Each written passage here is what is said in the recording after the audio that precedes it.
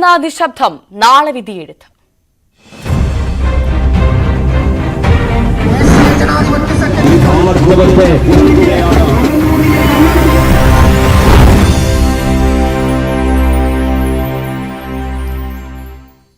പാലക്കാട് നാളെ പോളിംഗ് ആണ്.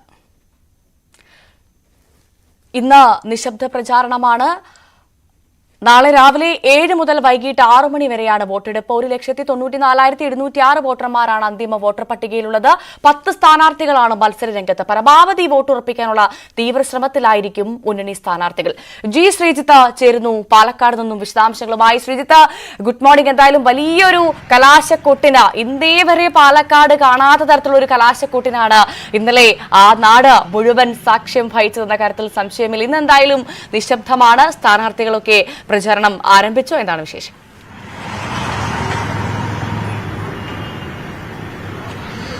തീർച്ചയായും രാവിലെ മുതൽ തന്നെ സ്ഥാനാർത്ഥികളുടെ പ്രചരണം തുടങ്ങിക്കഴിഞ്ഞു. പ്രധാനപ്പെട്ട വോട്ടർമാരെ നേരിട്ട് കണ്ട അവസാനവട്ടം ഒരു വോട്ടുറപ്പിക്കാനുള്ള ഓട്ടത്തിലാണ് രാവിലെ 3 സ്ഥാനാർത്ഥികളും ഉള്ളത്. എന്തായാലും ഇന്നത്തെ ദിവസത്തെ മറ്റൊരു പ്രത്യേകത ഈ തെരഞ്ഞെടുപ്പ് ഒരുക്കങ്ങൾ. നാളെ രാവിലെ പോളിംഗ് ബൂത്തിലേക്ക് ജനം എത്തുകയാണ്. അതിനു മുൻപുള്ള പോളിംഗ് സാമഗ്രികളുടെ വിതരണമാണ്. അത് 11 മണിക്ക് വിക്ടോറിയ കോളേജിൽ നടക്കും. ഇന്ന് വൈകുന്നേരത്തിനകം തന്നെ പോളിംഗ് ബൂത്തുകൾ ഒരുക്കുക, അതിനുവേണ്ടിയുള്ള ശ്രമങ്ങളായിരിക്കും ഉണ്ടാകുക. എന്തായാലും നാളെ പുലർച്ചെ 5:30 മോക്ക് പോളിംഗ് ആരംഭിക്കുന്നു. 7 മണിക്ക് പോളിംഗ് ചെയ്യാം. അതായത് സാധാരണഗതിയിൽ കുറച്ചുകൂടി വൈകിയൊക്കെയാണ് പലയിടത്തും മോക്ക് പോളിംഗ് നടക്കാറുള്ളത്. ഇവിടെ 5:30 തന്നെ മോക്ക് പോളിംഗ് നടക്കുമ്പോൾ എന്തെങ്കിലും പ്രശ്നം ഏതെങ്കിലും യന്ത്രങ്ങൾക്കുണ്ടെങ്കിൽ അത് മാറ്റിയെടുക്കാൻ വേണ്ട ഒരു സമയം കൂടി അവർ കണക്കാക്കിക്കൊണ്ടാണ് ഇങ്ങനൊരു ക്രമീകരണം നൽകിയിരിക്കുന്നത്. എല്ലാ ബൂത്തുകളിൽ നിന്നും വെബ്കാസ്റ്റിംഗ് ഉണ്ടാകും. അങ്ങനെ കള്ളവോട്ട് തടയാനുള്ള എല്ലാ ശ്രമങ്ങളും ഉണ്ടാകുമെന്ന് മുഖ്യ വരണാധികാരി കൂടിയായ ജില്ലാ കളക്ടർ വ്യക്തമാക്കിയിട്ടുണ്ട്. വലിയ ഒരുക്കങ്ങൾ, പ്രത്യേകിച്ച് 7 പ്രശ്നബാധിത ബൂത്തുകളാണ് ജില്ലയിലുള്ളത്. ജില്ലയിലല്ല, മണ്ഡലത്തിലുള്ളത്. ഇതുകൂടാതെ ഏതാണ്ട് 50ഓളം പ്രശ്ന സാധ്യതാ ബൂത്തുകളുമുണ്ട്. ഇതിന് പരമാവധി സംവിധാനം, പോലീസ് സുരക്ഷ അടക്കം ഒരുക്കിക്കൊണ്ട് പ്രശ്നങ്ങൾ ഉണ്ടാകാതിരിക്കാനുള്ള സാധ്യത ഒഴിവാക്കാൻ വേണ്ടിയുള്ള ശ്രമമാണ്. നേരത്തെ ഇരട്ട വോട്ടുകൾ ആരെങ്കിലും ചെയ്യാൻ വന്നാൽ തടയുമെന്ന് CPM പ്രഖ്യാപിച്ചിരുന്നു. അങ്ങനെ ഏതെങ്കിലും സാധ്യത ഉണ്ടാകുമോ എന്നും ജില്ലാ ഭരണകൂടവും ഒപ്പം തന്നെ ഈ തെരഞ്ഞെടുപ്പ് കമ്മീഷനും പരിശോധിച്ച് അതിനുവേണ്ടിയുള്ള ക്രമീകരണങ്ങളും, അതായത് സുരക്ഷാ ക്രമീകരണങ്ങൾ അടക്കം ഒരുക്കുന്നുണ്ട്. എന്തായാലും വലിയ ആവേശത്തിലായിരുന്നു. പാലക്കാടിന്റെ ചരിത്രത്തിൽ ഇതുവരെ കാണാത്ത തെരഞ്ഞെടുപ്പ് പ്രചരണം, ഇതുവരെ കാണാത്ത കുട്ടിക്കലാശം. അത് പൂർത്തിയായതോടെ മുന്നണികൾ ഏറ്റവും അവസാനവട്ട തന്ത്രങ്ങൾ ഒരുക്കിക്കൊണ്ടിരിക്കുകയാണ്. ഭവ്യ. തീർച്ചയായും ജി ശ്രീജിത്താണ് പാലക്കാട് നിന്നും വിശദ വിവരങ്ങൾ പങ്കുവച്ചത്. വോട്ടെടുപ്പിന് മണിക്കൂറുകൾ മാത്രം ബാക്കിയുള്ളപ്പോൾ ഓടി നടന്ന വോട്ട് പിടിക്കുകയാണ് UDF സ്ഥാനാർത്ഥി രാഹുൽ മാങ്കൂട്ടത്തിൽ. ഈ ഓട്ടം നിയമസഭയിലെ അവസാനിക്കുകയുള്ളെന്ന് രാഹുൽ. ഭൂരിപക്ഷം എത്രയെന്ന് പറയുന്നില്ല എന്നും മോശമല്ലാത്ത ഭൂരിപക്ഷം ഉറപ്പെന്നും രാഹുൽ ന്യൂസ് 18നോട്. എന്തോട്ടോ രാഹുൽ, പരമാവധി ആളുകളുടെ ഹൃദയത്തിലേക്ക് ഓടിക്കയറാനുള്ള ശ്രമമാണ്. ഇവിടെ തുടങ്ങി എവിടെ എത്തിയ ഈ ഓട്ടം തിരുവനന്തപുരത്തെത്തും, നിയമസഭയിലേക്ക് എത്തും. അതാണ് വളരെ സ്പീഡാണ്. എത്രയുണ്ട് ഈ ഭൂരിപക്ഷ പ്രതീക്ഷയൊക്കെ? ഭൂരിപക്ഷം ഞാനിപ്പോ പറയുന്നില്ല, പക്ഷേ ഒട്ടും മോശമല്ലാത്ത നമ്പർ പാലക്കാട് 5 ഭൂരിപക്ഷമാണ് ഷാഫി പറമ്പിൽ ഇന്നലെ പറഞ്ഞത്. ഞാനൊരു സ്ഥാനാർത്ഥി ആയതുകൊണ്ട് അക്കത്തിലേക്കും ഭൂരിപക്ഷത്തിലേക്കും കിടക്കുന്നില്ല. എന്തായാലും വളരെ നല്ല ഭൂരിപക്ഷം ഉണ്ടാവും. നല്ല ഭൂരിപക്ഷം. എങ്ങനെയുണ്ട്? ഇനി മാക്സിമം ആളുകളെ കണ്ടു കഴിഞ്ഞു. മാക്സിമം ആളുകളെ കണ്ടോണ്ടിരിക്കുകയാണ്. ഇപ്പൊ നിങ്ങളിലൂടെ കണ്ടോണ്ടിരിക്കുകയാണല്ലോ. സത്യത്തിൽ നിശബ്ദ പ്രചരണത്തെ പറ്റിയൊക്കെ നമ്മൾ ഒന്നുകൂടെ റിവൈസ് ചെയ്യുന്ന കാലമായി. പാലക്കാട് നഗരസഭാ പരിധിയിൽ 10,000 വോട്ടിന്റെ ലീഡ് നേടുമെന്ന് BJP സ്ഥാനാർത്ഥി കൃഷ്ണകുമാർ ന്യൂസ് 18നോട്. മാത്തൂർ, കണ്ണാടി പഞ്ചായത്തുകളിൽ മുന്നിലെത്തുമെന്നും കൃഷ്ണകുമാർ ആത്മവിശ്വാസം പങ്കുവച്ചു.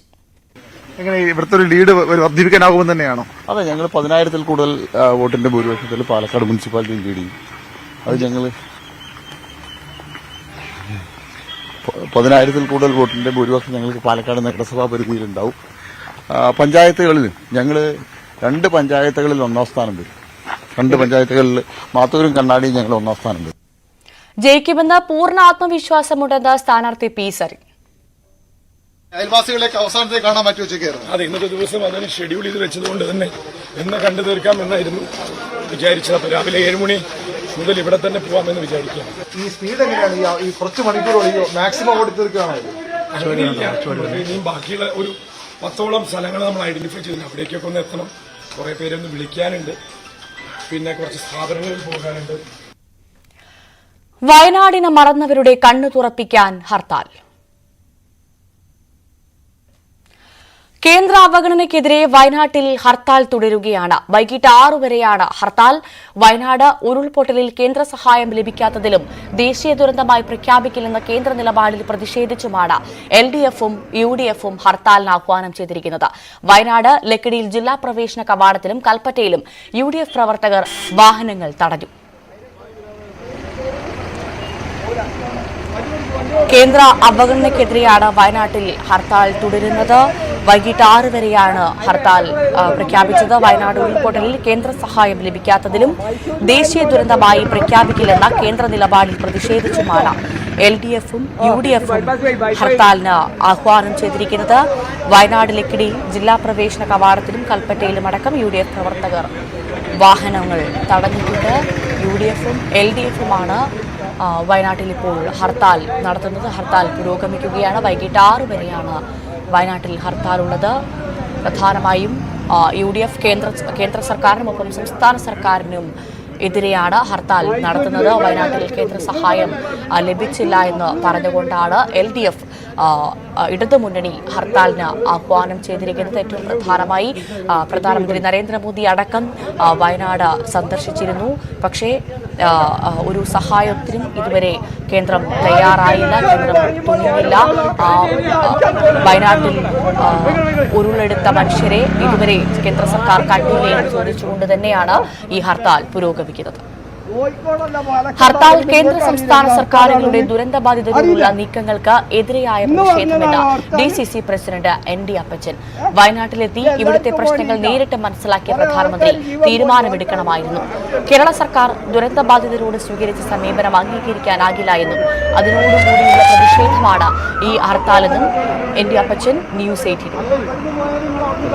നമ്മൾ വേറെ ഒന്നുമില്ല, സ്വാഭാവികമായി ഒരു പ്രൊട്ടസ്റ്റ് രേഖപ്പെടുത്താൻ നമ്മൾ ഉദ്ദേശിച്ചിട്ടുള്ളൂ. ഈ രണ്ട് ഗവൺമെന്റുകളും ഇതിന്റെ ഭാഗമാണ്. ഇക്കാര്യത്തിൽ ഗതാഗതം നമ്മളൊരു കാര്യം ചെയ്തിട്ടുണ്ട്. ഇപ്പോൾ ഇലക്ഷനുമായി ബന്ധപ്പെട്ടിട്ടുള്ള വാഹനങ്ങളുണ്ടെങ്കിൽ ഉദ്യോഗസ്ഥന്മാർക്ക് സഞ്ചരിക്കേണ്ട ആവശ്യമുണ്ടല്ലോ. 23-ാം തീയതി കൗണ്ടിംഗ് ആണ്. ആ വാഹനങ്ങൾ ഞങ്ങൾ തടയാൻ പോകുന്നില്ല, അവർക്ക് വേണേൽ പോകാം. അതുപോലെ തന്നെ നമ്മൾ വല്ല പരിക്ക് പറ്റിയോ അല്ലെങ്കിൽ മറ്റു വിധത്തിൽ ആശുപത്രിയിൽ പോകേണ്ട ആംബുലൻസ് ആവശ്യ സർവീസുകൾ നമ്മൾ തടയാൻ പോകുന്നില്ല. അതുപോലെ പത്രം, പാൽ തുടങ്ങിയ ആവശ്യ സർവീസുകളൊന്നും നമ്മൾ ബാധിക്കാൻ പോകുന്നത്. കല്യാണം ഉണ്ടെങ്കിൽ കല്യാണം നടക്കട്ടെ, അവരെ നമ്മൾ തടയാൻ പോകുന്നില്ല. നമ്മളിതിൽ പ്രൊട്ടസ്റ്റ് രേഖപ്പെടുത്തുക. CB അനുമോദ ചേർന്നു വയനാട്ടിൽ നിന്നും. അനുമോദ, ഗുഡ് മോർണിംഗ്. എന്തായാലും വയനാട്ടിൽ ഹർത്താൽ പുരോഗമിക്കുകയാണ്. ഏറ്റവും പ്രധാനമായി കേന്ദ്രം കേരളത്തോട് കാണിക്കുന്ന അവഗണന അത് ഒരു തരത്തിലും ന്യായീകരിക്കാവുന്നതല്ല. ഏറ്റവും പ്രധാനമായി അവിടുത്തെ മണ്ണിനടിയിൽ ഇപ്പോഴുമുള്ള മനുഷ്യരോടെങ്കിലും നീതി കാണിക്കേണ്ടതാണ്. അവിടെ കൃത്യമായ സഹായം ഉണ്ടായിരിക്കണം. അതിന്റെ ഭാഗമായി ആ അവഗണനയെ തുടർന്ന് ഹർത്താൽ നടത്തുകയാണ് ഇരു മുന്നണികളും. എന്താണ് സാഹചര്യം? ഹർത്താൽ എങ്ങനെ പുരോഗമിക്കും? ഭവ്യ, നമ്മളിപ്പോൾ നിൽക്കുന്നത് കൽപ്പറ്റ നഗരത്തിലാണ്. നമുക്ക് ദൃശ്യങ്ങളിൽ കാണാം. ഇവിടെ UDF പ്രവർത്തകർ റോഡ് ഉപരോധിക്കുന്നുണ്ട്, വാഹനങ്ങൾ കടത്തിവിടുന്നതിന് തടസ്സം സൃഷ്ടിക്കുന്നുണ്ട്. ഏറെ നേരം കാത്തുനിന്നാണ് പലപ്പോഴും വാഹനങ്ങൾ പൂർണ്ണമായിട്ടും തടയുകയല്ല, ഏറെ നേരം കാത്തു നിർത്തിയ ശേഷമാണ് കടത്തിവിടുന്നത്. ഇപ്പോൾ നമ്മൾ ഈ കാണുന്ന ഈ ഒരു വാഹനം, ഈ ലോറികളൊക്കെ ഏകദേശം അരമണിക്കൂറിലധികം സമയമായി ഇവിടെ തടഞ്ഞിട്ടിരിക്കുകയാണ്. നേരത്തെ രാവിലെ ജില്ലാ പ്രവേശന കവാടമായ ലക്കിടിയിൽ വെച്ചും വാഹനങ്ങൾ തടയുവാൻ UDF പ്രവർത്തകർ ആരംഭിച്ചിരുന്നു. അന്യ സംസ്ഥാനങ്ങളിൽ നിന്നുള്ള തീർത്ഥാടകരുടെ വാഹനങ്ങൾ തുടങ്ങി അതേപോലെ ആശുപത്രി ആവശ്യങ്ങൾക്കുള്ള വാഹനങ്ങൾ, അങ്ങനെയുള്ള അവശ്യ മേഖലയിലുള്ള വാഹനങ്ങൾ മാത്രമാണ് ഇപ്പോൾ കടത്തിവിടുന്നത്. നിലവിൽ സമാധാനപരമാണ് ഈ ഒരു പ്രതിഷേധം. പക്ഷേ മിക്കയിടങ്ങളിലും ഇതുപോലെ വാഹനങ്ങൾ തടഞ്ഞു വെച്ച് ഈ ഒരു ഹർത്താൽ അതിൻ്റെ ഒരു ആവശ്യകത എത്രമാത്രം ഉണ്ട് ഈ ഘട്ടത്തിൽ എന്ന വിഷയങ്ങളൊക്കെ പ്രതിഷേധക്കാർ വാഹനങ്ങളിൽ വരുന്നതുമായി സംസാരിച്ച് അത്തരത്തിലുള്ള ഒരു സാഹചര്യമാണ് ഇവിടെ തീർക്കുന്നത്. നമുക്കിപ്പോൾ ദൃശ്യങ്ങൾ കാണാം. KSRTCയുടെ ദീർഘദൂര സർവീസുകളൊക്കെ വരുന്നുണ്ട്, സ്വകാര്യ ദീർഘദൂര സർവീസുകളൊക്കെ വരുന്നുണ്ട്. ഇപ്പോൾ ഇത് ബാംഗ്ലൂരിലേക്കുള്ള ഒരു ബസ്സാണ്, ബാംഗ്ലൂരിലേക്കുള്ള KSRTCയുടെ സർവീസാണ്. അത് ആണിപ്പോൾ പ്രവർത്തകർ തടയുന്നത്. കോഴിക്കോട് നിന്നുള്ള ബസ്സാണെന്നാണ് മനസ്സിലാക്കാനാവുന്നത്. അത്തരത്തിൽ ദീർഘദൂര സർവീസുകൾ KSRTC നടത്തുന്നുണ്ടെങ്കിലും പലയിടങ്ങളിലായിട്ട് ഇതുപോലെ വാഹനങ്ങൾ പല ഇടങ്ങളിൽ തടയുന്ന ഒരു സാഹചര്യം നിലവിലുണ്ട്. നേരത്തെ തന്നെ ഇന്ന് രാവിലെ മുതൽ തന്നെ ഇത്തരത്തിലുള്ള പ്രതിഷേധങ്ങൾ നമുക്ക് ജില്ലയുടെ പല ഭാഗങ്ങളിൽ നിന്നും കാണാൻ സാധിക്കുന്നുണ്ട്. ബസ്സുകൾ ഏറെ തടഞ്ഞിട്ട് ഏറെ നേരം കഴിയുന്നതിന് ശേഷം വിട്ടയക്കുന്ന തരത്തിലാണ് ഈ ഒരു നടപടികൾ ഉണ്ടാകുന്നത്. ഇപ്പോൾ DCC പ്രസിഡന്റ് ND അപ്പച്ചൻ തന്നെ ഈ പ്രതിഷേധങ്ങൾക്ക് നേതൃത്വം നൽകാൻ ഇവിടേക്ക് എത്തുന്നു. അദ്ദേഹം കോഴിക്കോട് ഇവിടെ കേരളത്തിലല്ലേ? DCC പ്രസിഡന്റ് തന്നെ ഈ ഒരു പ്രതിഷേധം രാവിലെ മുതൽ തന്നെ ശക്തമാണല്ലോ. അതെ അതെ അതെ അതെ ഹർത്താല് പൂർണ്ണമായ ഒരു വിജയത്തിലേക്കാണ് പോയിക്കൊണ്ടിരിക്കുന്നത്. വാഹനങ്ങളൊന്നും ഇപ്പോൾ ഓടുന്നില്ല. രോഗികളെ കൊണ്ടുപോകുന്നതൊക്കെ നമ്മൾ അവർക്ക് വിട്ടുകൊടുക്കുന്നുണ്ട്. രണ്ട് ഗവൺമെന്റുകളും ഈ മുണ്ടക്കൈ ചുരമൽ ഉൾപ്പെട്ടലിൽ ജനങ്ങളെ വഞ്ചിക്കുക ചെയ്തത്, പറഞ്ഞു പറ്റിക്കരുത്. പ്രധാനമന്ത്രി വന്നിവിടെ നോക്കിയിട്ട് പോയി. അദ്ദേഹം പറഞ്ഞു, ഞാൻ നിങ്ങളുടെ കൂടെ ഉണ്ട്. ആ ഉള്ള മനുഷ്യന് ഒരു 10 പൈസ പോലും തന്നില്ലല്ലോ. 43 ആളുകൾ ഒരു ഇതുപോലെ തന്നെ ലാൻഡ് സ്ലൈഡ് ഉണ്ടായിട്ട് ആന്ധ്രയിൽ മരിച്ചപ്പോൾ 3400 കോടി രൂപ അദ്ദേഹം കൊടുത്തത് പ്രധാനമന്ത്രി. ഇവിടെ 10 പൈസ നമുക്ക് തന്നു. ഇപ്പോൾ റിപ്പോർട്ട് മോശം, അവിടുന്ന് അയച്ച റിപ്പോർട്ട് ശരിയല്ല എന്നാണ് പറയുന്നത്. ഇപ്പോൾ റിപ്പോർട്ട് എന്തോ ആകട്ടെ, ഇത്തരം ഒരു അത്യാഹിതം ഉണ്ടാകുമ്പോൾ 10-100 കണക്കിന് ആൾക്കാർ മരിച്ചു വീഴുമ്പോൾ എന്തുകൊണ്ട് സഹായിക്കാൻ പറ്റില്ല? റിപ്പോർട്ടൊക്കെ പിന്നെ മേടിക്കാമല്ലോ എന്താണെന്നുള്ളത്. യാഥാർത്ഥ്യം പ്രധാനമന്ത്രി കണ്ടുപോയതല്ലേ, പിന്നെന്താ അതിലപ്പുറം വല്ലതും ഉണ്ടോ കാര്യത്തിൽ? ഞങ്ങൾ ഈ കാര്യത്തിൽ ഒരു 103 ദിവസമായി ഇപ്പോൾ സംഭവം നടന്നിട്ട് ഇന്ന് വരെ ഞങ്ങൾ ഒരു രാഷ്ട്രീയമായിട്ട് പ്രശ്നത്തെ കണ്ടിട്ടില്ല. എല്ലാവരും കൂടി യോജിച്ചുകൊണ്ട് ആ കുടുംബങ്ങൾക്ക് വേണ്ട സഹായങ്ങളും മരിച്ചു ബാക്കിയുള്ള കുടുംബത്തിലെ അംഗങ്ങളെ സഹായിക്കാനും അവർക്ക് വേണ്ട ചെയ്തു കൊടുക്കാനാണ് ഞങ്ങൾ ശ്രമിച്ചത് എല്ലാവരും കൂടിയിട്ട്. ഇനി ഞങ്ങൾ രാഷ്ട്രീയമായിട്ട് പ്രശ്നത്തെ നോക്കി കാണും. UDF അതിന്റെ മുഴുവൻ ശക്തി ഉപയോഗിച്ചുകൊണ്ട് ആ ജനങ്ങൾക്ക് ആവശ്യമായ മുഴുവൻ സഹായം കിട്ടുന്നവരെ ഞങ്ങൾ സമർപ്പിക്കും. സർക്കാരിന്റെ ഭാഗത്തൊരു വെള്ളപ്പൊക്കത്തിലുണ്ടാവും. LDF സർക്കാരൊന്നും ചെയ്തിട്ടില്ല. 10,000 രൂപ കൊടുക്കാന്ന് പറഞ്ഞ ആൾക്ക് ഇനിയും കൊടുക്കാൻ ബാക്കിയുണ്ടല്ലോ. 300 രൂപ വാടക കൊടുക്കാന്ന് പറഞ്ഞാൽ മര്യാദയ്ക്ക് വാടക കൊടുക്കുന്നില്ലല്ലോ. അവരെടുത്തിട്ടുണ്ട് 953 കോടി രൂപ ഡിസാസ്റ്റർ ഫണ്ട് മുഖ്യമന്ത്രിയുടെ കയ്യിലുണ്ട്. ഇവർ ഈ സ്ഥലം പിന്നെ HMLA മറ്റൊക്കെ സ്ഥലം എടുക്കാൻ വേണ്ടി പോകുമെന്ന് പറഞ്ഞു. അത് സുപ്രീം കോടതി കേസുള്ള ഭൂമിയാണത്. അതൊന്നും സംസ്ഥാന ഗവൺമെന്റ് വിചാരിച്ച ആ ഭൂമിയൊന്നും കിട്ടാൻ പോകുന്നില്ല. പണം കൊടുത്ത് വാങ്ങിക്കേണ്ടി വരും. പണം കൊടുത്ത് വാങ്ങിക്കാൻ ഇഷ്ടം പോലെ ഭൂമി കിട്ടാനുണ്ട്. ഒരു ഏക്കറയ്ക്ക് ഒരു 10 ലക്ഷം രൂപ കൊടുത്ത ഈ പ്രദേശങ്ങളിൽ മേപ്പാടി ഭാഗത്ത് തന്നെ ഇഷ്ടം പോലെ ഭൂമി വിൽക്കാൻ ആൾക്കാർ കാത്തിരിക്കുന്നുണ്ട്. എസ്റ്റേറ്റ് തോട്ടങ്ങൾ നടത്തിക്കൊണ്ടുപോകാൻ കഴിയാത്തതുകൊണ്ട് അങ്ങനെ പിടിച്ചെടുക്കാൻ നോക്കുമ്പോൾ പുനരധിവാസം പിന്നെയും നീളും. പിടിച്ചെടുക്കാൻ കഴിയുമോ ഭൂമി? ഹാരിസൺ മലയാളത്തിന്റെ ഭൂമി, പോടാർ പ്ലാന്റേഷന്റെ ഭൂമിയൊക്കെ അതിനെ സംബന്ധിച്ചൊക്കെ കുറെ കാലമായി സുപ്രീം കോടതിയിൽ കേസ് തന്നെയൊക്കെ രാജമാണിക്യം വന്നോടെ പരിശോധന നടത്തിക്കൊണ്ട് ആ ഭൂമിയുടെ ജന്മം അത് അവർക്ക് കാലാവധി കഴിഞ്ഞിരിക്കുന്നു എന്ന് പറഞ്ഞുകൊണ്ട് ആ ഭൂമി സർക്കാർ നിക്ഷിപ്തമാണെന്നൊക്കെ പറഞ്ഞു അതിനെതിരെ കോടതി കേസ് കൊടുത്തിരിക്കുകയാണ് അവര്. ആ കേസ് തീരുന്നതിന് ശേഷം മാത്രമേ നമുക്ക് എന്തെങ്കിലും ചെയ്യാൻ പറ്റൂ, നടപടിയായിട്ട് പോകാൻ പറ്റുള്ളൂ. അതുവരെ ഈ മനുഷ്യന്മാർ എവിടെ താമസിക്കും, എവിടെ കിടക്കുമോ നിങ്ങൾ? അവിടെയാണ് കേന്ദ്രത്തിന്റെ സഹായം അത്യാവശ്യം. അതെ, അത്യാവശ്യം സംസ്ഥാന ഗവൺമെന്റ് ഇക്കാര്യത്തിൽ മുൻകൈ എടുക്കണം. സംസ്ഥാന ഗവൺമെന്റ് തെരച്ചിൽ നിർത്തിപ്പോയില്ലേ? 47 കുടുംബാംഗങ്ങളെ കൂടി കാണണം. എന്തുകൊണ്ട് തിരയുന്നില്ല? അതിന് തെരച്ചിൽ നിർത്തി പോകാനുള്ള കാരണം എന്താ? ഒരു അവസാനത്തെ ഒരു കുട്ടി പോലും ബാക്കിയുണ്ടെങ്കിൽ തെരച്ചിൽ നടത്തി അവരെടുക്കണ്ടേ? അതെടുത്തില്ലല്ലോ. മരിച്ചതായി സർട്ടിഫിക്കറ്റ് നൽകുന്നില്ല. ഇല്ല, അതും നടക്കുന്നില്ല. ഒരു ആനുകൂല്യം കിട്ടുന്നില്ല. സർക്കാരിന്റെ ഭാഗത്ത് എന്തെങ്കിലും കേരള സർക്കാരിന്റെ ഭാഗത്ത് നിന്ന് ഒരു ആനുകൂല്യം പിന്നെ ഇതിന് ശേഷം കിട്ടിയിട്ടില്ല. അത് ഈ 10,000 രൂപ വെച്ച് കിട്ടേണ്ട മുഴുവൻ ആൾക്ക് കിട്ടിയിട്ടുമില്ല. ഹർത്താലിനോട് ജനങ്ങളുടെ സമീപനം എങ്ങനെയാണ്? ജനങ്ങൾ ഈ പ്രശ്നത്തിൽ വൈകാരികമായി നാട്ടിലെ ജനങ്ങളെല്ലാവരും അവർക്ക് സപ്പോർട്ടാണ്. മുണ്ടക്കൈ ചുരമല ആ ദുരന്തമുണ്ടായതിൽ ആയിരക്കണക്കിന് ആളുകൾ നഷ്ടപ്പെട്ട ജീവൻ നഷ്ടപ്പെട്ടതിൽ വയനാട്ടിലെ മുഴുവൻ ജനതയും അതിൽ ഒരാളെന്നുള്ള പ്രത്യേകിച്ചൊന്നുമില്ല, എല്ലാവരും അതിനോട് ഐക്യദാർഢ്യം പ്രഖ്യാപിച്ചുകൊണ്ട് പിന്തുണ പ്രഖ്യാപിച്ചുകൊണ്ട് ഈ ഹർത്താൽ വിജയിപ്പിക്കാൻ വേണ്ടി രംഗത്തുണ്ട്. അതാണ് ഏറ്റവും പ്രധാനപ്പെട്ട കാര്യം. ഇത് ജനകീയ ഒരു ഹർത്താലാണെന്നാണ് UDF പറയുന്നത്. കാരണം വയനാട്ടിലെ ആ മുണ്ടക്കയിലെയും ചൂരൽമലയിലെയും ദുരിതബാധിതരുടെ അവസ്ഥ അത് ഈ നാടിനറിയാം. അതുകൊണ്ട് തന്നെ ഇതൊരു ന്യായമായ ആവശ്യമായതുകൊണ്ട് ജനങ്ങൾ അത് പൂർണ്ണമായും തിരിച്ചറിഞ്ഞ് ഈ ഒരു ഹർത്താലുമായി സഹകരിക്കുമെന്നാണ് DCC അധ്യക്ഷനായ ND അപ്പച്ചൻ ഇപ്പോൾ നമ്മളോട് വിശദീകരിച്ചത്. എന്തുകൊണ്ട് ഇങ്ങനെ ഒരു ഹർത്താലിലേക്ക് സമീപിക്കേണ്ടി വന്നു, എന്തുകൊണ്ട് ഇത്തരത്തിലൊരു ഹർത്താലിലേക്ക് കടക്കേണ്ടി വന്നു എന്നുകൂടി അദ്ദേഹം വിശദീകരിക്കുകയാണ്. ഇതുവരെ രാഷ്ട്രീയമായിട്ട് ഈ വിഷയങ്ങളെ കണ്ടിരുന്നില്ല. പക്ഷേ ഇനി മുതൽ ഇതിനെ രാഷ്ട്രീയമായിട്ട് തന്നെ നേരിടേണ്ട സാഹചര്യത്തിലേക്കാണ് ഇപ്പോൾ എത്തിച്ചേരുന്നത്.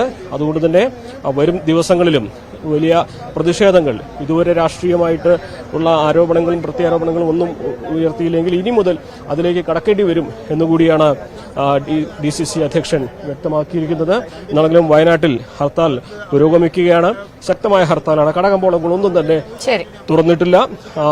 നമ്മൾ നേരത്തെ പറഞ്ഞതുപോലെ ഇതൊരു ദേശീയ പാത കൂടിയാണ്. അതുകൊണ്ട് തന്നെ ഗതാഗതം പലയിടങ്ങളിലും ഇപ്പോഴും തടസ്സപ്പെടുന്നുണ്ട്. അന്യ സംസ്ഥാനങ്ങളിലേക്കുള്ള വാഹനങ്ങൾ അവരൊക്കെ ഈ ഒരു ഹർത്താലിന്റെ ഭാഗമായിട്ട് വഴിയിൽ കുടുങ്ങിക്കിടക്കുന്ന ഒരു സാഹചര്യമുണ്ട്. ശരി, CB അനുമോദാണ് വയനാട്ടിൽ നിന്നും വിശദവിവരങ്ങൾ പങ്കുവച്ചത്. കേരളത്തോട് കേന്ദ്രം കാണിക്കുന്ന വിവേചനത്തിന്റെ ഒടുവിലത്തെ ഉദാഹരണമാണ് വയനാടിനോടുള്ള അവഗണനയെന്ന് CPM ജില്ലാ സെക്രട്ടറി P. ഗഗാറിൻ. കേന്ദ്ര സഹായമില്ലെങ്കിലും പുനരധിവാസം നടപ്പാക്കുമെന്ന് മുഖ്യമന്ത്രി പ്രഖ്യാപിച്ചിട്ടുണ്ട്. UDF-ന് പ്രശ്നങ്ങൾ പരിഹരിക്കപ്പെടണം എന്ന ആത്മാർത്ഥതയില്ല എന്നും ജനങ്ങൾ ദുരിതത്തിലാകണമെന്ന നിലപാടാണുള്ളതെന്നും ഗഗാറിൻ കുറ്റപ്പെടുത്തി. സംസ്ഥാന മുഖ്യമന്ത്രി അസന്നിഗ്ധമായി വയനാട്ടിൽ തെരഞ്ഞെടുപ്പ് കാലത്ത് വന്നപ്പോൾ തന്നെ പ്രഖ്യാപിച്ചിട്ടുണ്ട്.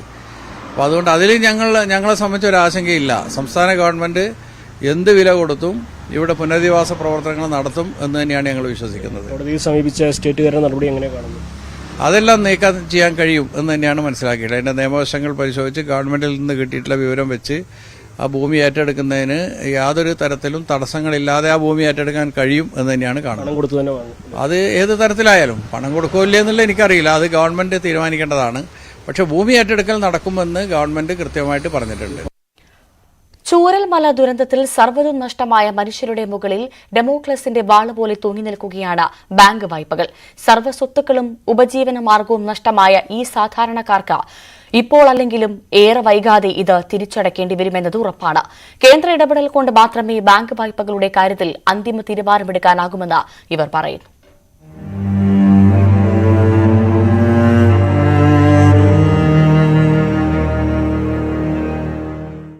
ചൂരൽമല അങ്ങാടിയിലെ കടമുറികളിൽ നിന്നുള്ള വാടക കൊണ്ട് മാത്രം ജീവിക്കാമായിരുന്നു അബൂബക്കറിന്.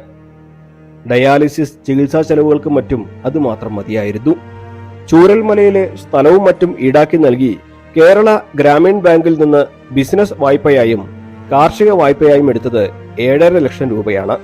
സ്വർണ്ണപ്പണയം വേറെയും. മഹാദുരന്തത്തിന്റെ കുത്തൊഴുക്കിൽ എല്ലാം അബൂബക്കറിന് നഷ്ടമായി. ബാങ്ക് വായ്പകൾ ഇപ്പോഴും തീരാക്കടമായി തലയ്ക്ക് മുകളിൽ ശേഷിക്കുന്നു. ഇന്നല്ലെങ്കിൽ നാളെ ഇതെല്ലാം അടച്ചു തീർക്കേണ്ടി വരുമെന്ന് അബൂബക്കറിന് അറിയാം. അത് ലോണുണ്ട്, അതിനങ്ങനെ ഒരു തീരുമാനങ്ങൾ വന്നിട്ടില്ല. ഇപ്പം തൽക്കാലം എന്തെങ്കിലും വെച്ച് കടമൊന്നും അടച്ചില്ല, തിരിച്ചടക്കേണ്ടിയിരുന്ന പറഞ്ഞു. അതങ്ങനെയാണ് അവർ പലിശ അതൊന്നും സംസാരിച്ചിട്ടില്ല, ലോൺ അടക്കേണ്ടിയിരുന്ന അവർ പറഞ്ഞു. 900 കണ്ടിയിൽ 4 വീൽ ജീപ്പ് ഓടിക്കുകയായിരുന്നു അബൂബക്കറിന്റെ മകൻ മുനീർ. സ്വകാര്യ ധനകാര്യ സ്ഥാപനത്തിൽ നിന്ന് ലോൺ എടുത്താണ് ജീപ്പ് വാങ്ങിയത്. ഇനിയും 4 ലക്ഷം രൂപയിലേറെ അടച്ചു തീർക്കാനുണ്ട്. ഇനി എന്ന് വണ്ടിയോടിക്കാനാകുമെന്ന് മുനീറിന് അറിയില്ലെങ്കിലും ഈ തുകയും താൻ അടച്ചു തീർക്കേണ്ടി വരുമെന്ന് നന്നായി അറിയാം. തിരിച്ചടവ് ചോദിച്ച് വിളിച്ചിട്ടില്ല.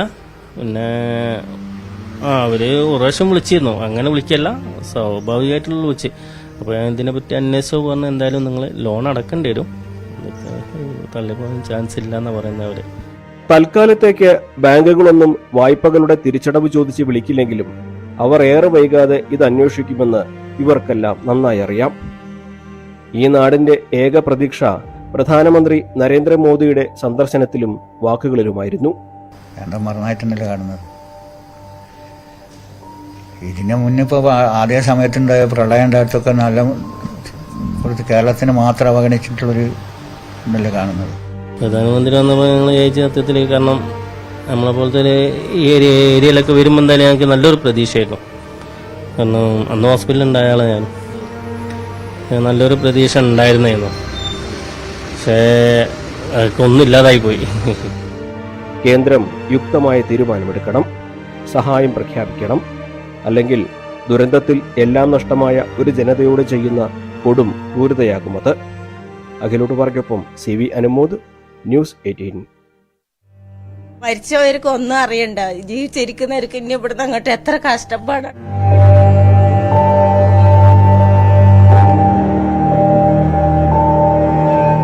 എല്ലാം പോയി. തോട്ടങ്ങളും 2-3 ഏക്കർ തോട്ടം ഉണ്ടായിരുന്നു, 10 വാഹന കട റൂമുണ്ടായിരുന്നു, അതൊക്കെ നഷ്ടപ്പെട്ടു. മറന്നെന്ന് തോന്നുന്നുണ്ട്.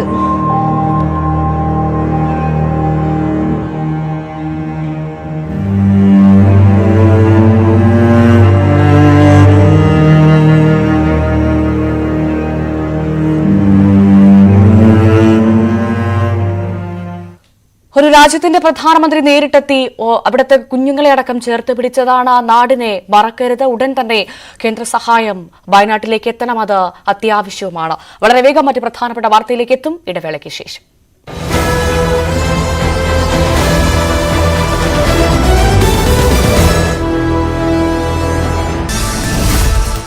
പാലക്കാട് ഉപതെരഞ്ഞെടുപ്പിന്റെ പരസ്യപ്രചാരണത്തിന് സമാപനം. റോഡ് ഷോയും റാലികളുമായി കൊട്ടിക്കലാശം കളറാക്കി മുന്നണികൾ.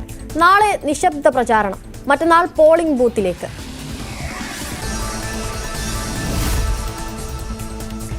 പാലക്കാട്ടെ വ്യാജ വോട്ട് വിവാദത്തിൽ LDF പ്രതിഷേധം. കളക്ടറേറ്റിലേക്ക് LDF മാർച്ച് നടത്തി. വ്യാജ വോട്ട് ചേർത്തവർക്കെതിരെ നടപടി വേണമെന്ന് ആവശ്യം.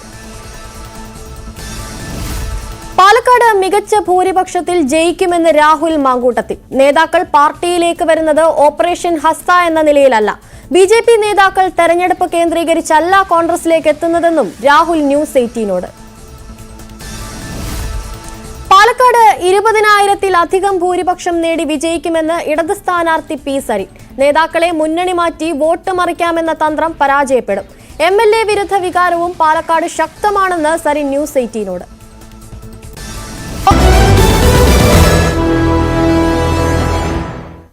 ആലപ്പുഴയിലെ ഒരു അരുംകൊലയുടെ വാർത്തയാണ് ഇപ്പോൾ പുറത്തുവരുന്നത്. അമ്പലപ്പുഴയിൽ 40 വയസ്സുകാരിയെ കൊന്നുകുഴിച്ചു മൂടിയതായി ആൺ സുഹൃത്തിന്റെ മൊഴി. കരുനാഗപ്പള്ളി സ്വദേശിനി വിജയലക്ഷ്മിയാണ് കൊല്ലപ്പെട്ടതെന്നാണ് സൂചന. കഴിഞ്ഞ 13-ന് കരുനാഗപ്പള്ളി പോലീസ് സഹോദരിയുടെ പരാതിയിൽ മിസ്സിംഗ് കേസ് എടുത്തിരുന്നു. ജയചന്ദ്രൻ എന്ന ആൺ സുഹൃത്ത് പോലീസ് കസ്റ്റഡിയിലുണ്ട് ഇപ്പോഴെന്നാണ് ലഭിക്കുന്ന ഏറ്റവും പുതിയ വിവരം. കൊലപ്പെടുത്തിയത് പ്ലെയർ ഉപയോഗിച്ച് തലയ്ക്കടിച്ചെന്നാണ് ജയചന്ദ്രനിൽ നിന്നും പോലീസിന് ലഭിച്ച മൊഴി. ആലപ്പുഴയിലെ കാരൂരിലെ പ്രതിയുടെ വീട്ടുവളപ്പിൽ മൃതദേഹം ഉണ്ടെന്നാണ് കരുതുന്നത്. ഏറ്റവും പുതിയ വാർത്തയാണ് ഇപ്പോൾ പുറത്തുവരുന്നത്. ആലപ്പുഴയിൽ വീണ്ടും ഒരു കൊന്ന് കുഴിച്ചുമൂടലോ എന്ന ചോദ്യമാണ് അവശേഷിക്കുന്നത്. ആലപ്പുഴയിലെ ഒരു കൊലയുടെ വാർത്തയാണ് ഒരുപക്ഷെ ഇപ്പോൾ പുറത്തുവരുന്നതെന്ന് പ്രതീക്ഷിക്കാം. അമ്പലപ്പുഴയിൽ 40 വയസ്സുകാരിയെ കൊന്ന് കുഴിച്ചുമൂടിയതായി ആൺ സുഹൃത്ത് പോലീസിന് മൊഴി നൽകി. കരുനാഗപ്പള്ളി സ്വദേശിനി വിജയലക്ഷ്മിയാണ് കൊല്ലപ്പെട്ടതെന്നാണ് ഇപ്പോൾ ലഭിക്കുന്ന സൂചന. ഈ വാർത്ത സ്ഥിരീകരിക്കണമെങ്കിൽ പോലീസ് കൃത്യമായൊരു മറുപടി തരേണ്ടതുണ്ട്. പോലീസ് അവിടെ എത്തി പരിശോധിക്കേണ്ടതുണ്ട്. അവിടെ മൃതദേഹമുണ്ടോ എന്ന് പരിശോധിക്കേണ്ടതുണ്ട്. എന്തായാലും കഴിഞ്ഞ 13-ന് കരുനാഗപ്പള്ളി പോലീസ് സഹോദരിയുടെ പരാതിയിൽ മിസ്സിംഗ് കേസ് എടുത്തിരുന്നു എന്നാണ് ലഭിക്കുക. അതായത് ജയലക്ഷ്മിയുടെ സഹോദരിയുടെ പരാതിയിൽ ജയലക്ഷ്മിയെ കാണാനില്ല എന്നുള്ളൊരു പരാതിയിൽ പോലീസ് മിസ്സിംഗ് കേസ് കഴിഞ്ഞ 13-ാം തീയതി എടുത്തിരുന്നു എന്നാണ് അറിയുന്നത്. ജയചന്ദ്രൻ എന്ന ആൺ സുഹൃത്ത് ഇപ്പോൾ പോലീസ് കസ്റ്റഡിയിലുണ്ട്. കൊലപ്പെടുത്തിയത് പ്ലെയർ ഉപയോഗിച്ച് തലക്കടിച്ചെന്നാണ് ജയചന്ദ്രന്റെ തന്നെ മൊഴി. ജയചന്ദ്രൻ പോലീസിൽ നേരിട്ട് ഹാജരായി കൊലപാതക വിവരം അറിയിക്കുകയായിരുന്നു എന്നാണ് മനസ്സിലാക്കേണ്ടത്. ശരണ്യ സ്നേഹജൻ നൽകും കൂടുതൽ വിശദാംശങ്ങൾ. ശരണ്യ, ആലപ്പുഴയിൽ വീണ്ടും ഒരു കൊന്നുകുഴിച്ചുമൂടലാണോ, ഒരു വലിയ കൊലപാതകത്തിന്റെ വാർത്തയാണോ പുറത്തത്? എന്താണ് പോലീസിൽ നിന്ന് ലഭിക്കുന്ന വിവരങ്ങൾ?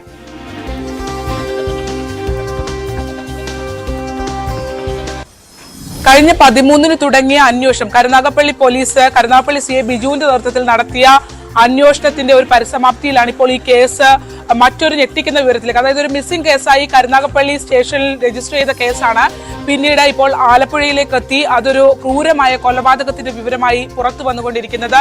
എന്തായാലും അമ്പലപ്പുഴ കരൂരിലാണ് ഈ സംഭവം നടന്നിട്ടുള്ളത്. പ്രതിയുടെ കുറ്റസമ്മത മൊഴി, അതായത് കൊല്ലം കരുനാഗപ്പള്ളി സ്വദേശിയായ വിജയലക്ഷ്മി എന്ന സ്ത്രീയാണ് കൊല്ലപ്പെട്ടിട്ടുള്ളത്. ഇവരെ കാണാനില്ല എന്ന് പറഞ്ഞ് 13-ാം തീയതി ഇവരുടെ സഹോദരി കരുനാഗപ്പള്ളി പോലീസിൽ പരാതി നൽകുന്നു. തുടർന്ന് നടത്തിയ അന്വേഷണത്തിൽ ഇതൊരു മിസ്സിംഗ് കേസായി രജിസ്റ്റർ ചെയ്തുകൊണ്ട് കരുനാഗപ്പള്ളി പോലീസ് അന്വേഷണം ആരംഭിക്കുന്നു. തുടർന്നാണ് ഈ വിജയലക്ഷ്മിയുടെ ഫോണിന്റെ ടവർ ലൊക്കേഷൻ ആലപ്പുഴയിൽ അവസാനിച്ചതായി, ആലപ്പുഴയിൽ എത്തിയതായി കാണുന്നത്. അത്തരത്തിലുള്ള ആക്ടിവിറ്റീസ് പരിശോധിച്ചതിന് ശേഷം പോലീസ് മനസ്സിലാക്കിയത് വിജയലക്ഷ്മി അമ്പലപ്പുഴ കരൂരിൽ എത്തിയിട്ടുണ്ട് എന്നുള്ളതാണ്.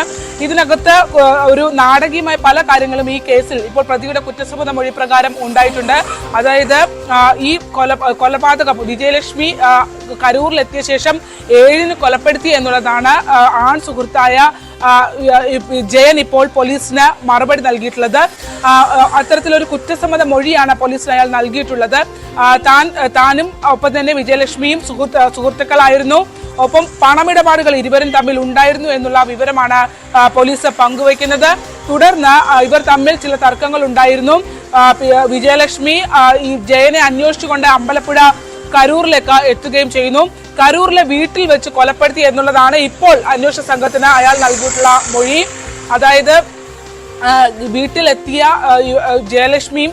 വിജയലക്ഷ്മിയും ഒപ്പം തന്നെ ജയനും തമ്മിൽ തർക്കമുണ്ടാകുന്നു. തുടർന്ന് പിന്നീട് പ്ലെയർ വെച്ച് അടിച്ച് കൊലപ്പെടുത്തി എന്നുള്ള മൊഴിയാണ് ഇയാൾ പോലീസിന് നൽകിയിട്ടുള്ളത്.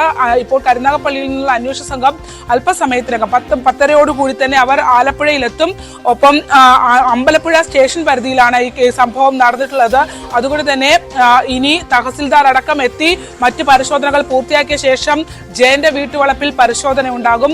അവിടെ നിന്നും കുഴിച്ച മൃതദേഹം ഉണ്ട് എന്ന് പറഞ്ഞ ഭാഗത്ത് കുഴിച്ചു നോക്കണം. അവിടെ ചില കോൺക്രീറ്റ് ഉപയോഗിച്ച് ഈ മൃതദേഹം തിരിച്ചറിയാൻ കഴിയാത്ത രീതിയിലുള്ള മൂടലൊക്കെ നടന്നിട്ടുണ്ട് എന്നുള്ളത് നമുക്കിപ്പോൾ വിവരം ലഭിക്കുന്നുണ്ട്. അമ്പലപ്പുഴ പോലീസും ഒപ്പം തന്നെ കരുനാഗപ്പള്ളി പോലീസും ഒരുമിച്ചാണ് കഴിഞ്ഞ കുറച്ചു ദിവസങ്ങളായി ഈ കേസ് വെരിഫൈ ചെയ്ത് വന്നിരുന്നത്. ഏറ്റവും ഒടുവിലാണ് വിജയലക്ഷ്മി കൊല്ലപ്പെട്ടു എന്നുള്ള മൊഴി ഇയാളുടെ ഭാഗത്ത് നിന്ന് ഉണ്ടാകുന്ന. ആദ്യഘട്ടത്തിൽ ഇവർ തമ്മിൽ കണ്ടു എന്ന് പറഞ്ഞുവെങ്കിലും പിന്നീട് ആലപ്പുഴയിൽ നിന്ന് പോയി തനിക്ക് അറിയില്ല എന്നുള്ള വിവരമാണ് ഈ ജയചന്ദ്രൻ പോലീസിനോട് പങ്കുവച്ചിരുന്നത്.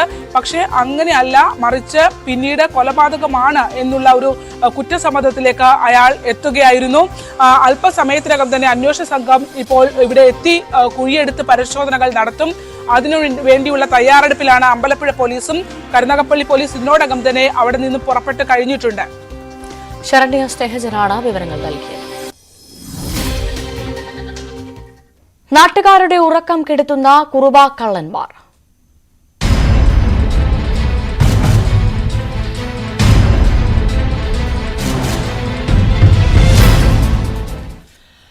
വടക്കൻ പറവൂരിലെ മോഷണശ്രമം നടത്തിയത് കുറുവ സംഘമാണോ എന്ന് ഉറപ്പിക്കാൻ കഴിഞ്ഞിട്ടില്ലെന്നാണ് ആലുവ റൂറൽ എസ്പി വൈഭവ് സക്സേന കഴിഞ്ഞ ദിവസം പറഞ്ഞത്.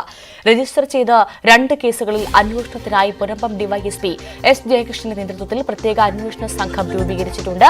മോഷണം നടന്ന ചേന്ദമംഗലത്തും പരിസര പ്രദേശങ്ങളിലും ഡ്രോൺ ഉപയോഗിച്ചുള്ള നിരീക്ഷണം നടത്തി. അതേസമയം ആലപ്പുഴ മണ്ണാഞ്ചേരിയിലെ പിടിയിലായ സന്തോഷിനായി പോലീസ് ഇന്ന് കസ്റ്റഡി അപേക്ഷ നൽകും. ആജ്ഞ രവീന്ദ്രനുമൊപ്പം ശരണ്യ സ്നേഹജനം ചേരുന്നു. ആദ്യം ആജ്ഞയിലേക്കാണ്. ആജ്ഞ, വിശദാംശങ്ങൾ.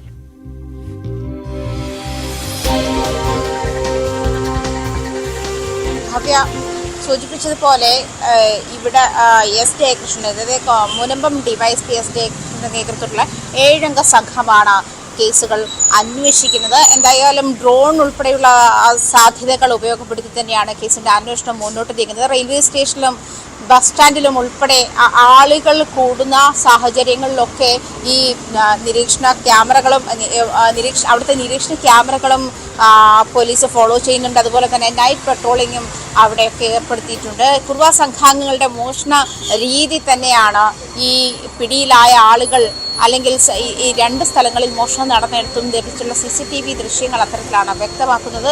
പക്ഷേ മറ്റൊരു സാഹചര്യം കൂടി, 10 ഇടത്ത് മോഷണശ്രമം നടന്നിട്ട് പോലും ഈ 10 ഇടങ്ങളിലും ഒരു സാധനവും, അതായത് വിലപ്പെട്ട ഒരു സാധനവും മോഷണം പോയിട്ടില്ല എന്നൊരു സാഹചര്യം കൂടി പോലീസ് കണക്കിലെടുക്കുന്നുണ്ട്. മാത്രമല്ല ഈ കുറുവ സംഘാംഗങ്ങൾ അപകടകരമായ രീതിയിൽ അല്ലെങ്കിൽ അങ്ങേയറ്റം ആക്രമണ രീതി ഉപയോഗപ്പെടുത്തിക്കൊണ്ട് ആളുകളെ കൊന്നും അല്ലെങ്കിൽ കൊലപാതകങ്ങൾ നടത്തിയുമൊക്കെ മോഷണം നടത്തുന്ന ആളുകളാണ്. അതുകൊണ്ട് തന്നെ എപ്പോഴും കുറുവ സംഘാംഗങ്ങൾ എന്ന് പറയുമ്പോൾ തന്നെ, കുറുവ സംഘം എന്ന് കേൾക്കുമ്പോൾ തന്നെ ആളുകൾ ഭീതിയിലാവുന്ന ഒരു സാഹചര്യമുണ്ട്. പക്ഷെ അത്തരത്തിലൊരു സാഹചര്യം ആലപ്പുഴയായാലും ഈ കൊച്ചിയിലെ നോർത്ത് പറവൂരിൽ നടന്ന മോഷണ ശ്രമങ്ങളിലായാലും കണ്ടിട്ടില്ല, നടന്നിട്ടില്ല എന്നൊരു സ്ഥിരീകരണത്തിലാണ് പോലീസ്. അതുകൊണ്ട് തന്നെ കുറുവ സംഘങ്ങളാണോ ഇതിന് പിന്നിലെന്നുള്ള കാര്യത്തിൽ ഇനിയും പോലീസിന് വ്യക്തത വരാനുണ്ട്. പക്ഷെ കുറുവ സംഘാംഗങ്ങൾ നടത്തുന്ന മോഷണ രീതികളെ പറ്റി കൂടുതൽ അവെയർ ആയിരിക്കാൻ പോലീസ് ജനങ്ങൾക്ക് നിർദ്ദേശം നൽകുന്നുണ്ട്. കാരണം പകൽ നടന്ന ആളുകൾ കുറവുള്ള വീടുകൾ, അംഗബലം കുറവുള്ള വീടുകൾ അല്ലെങ്കിൽ പിൻവാതിലൊക്കെ ബലക്കുറവുള്ള വീടുകൾ, ഇതൊക്കെ കച്ചവട സാമഗ്രികളുമായൊക്കെ വീടുകളിലെത്തിയും അല്ലാതെയും ഒക്കെ ജോലി അന്വേഷിച്ച് വീടുകളിലെത്തിയും ഒക്കെ ഇത് ഉറപ്പിക്കുകയാണ് ഇവർ ആദ്യം ചെയ്യുക. അതിനുശേഷമാണ് ഇത്തരത്തിലുള്ള മോഷണ ശ്രമങ്ങളിലേക്ക്, വലിയ മോഷണ രീതികളിലേക്ക് കടക്കുന്നത്. അത്തരത്തിലാണ്.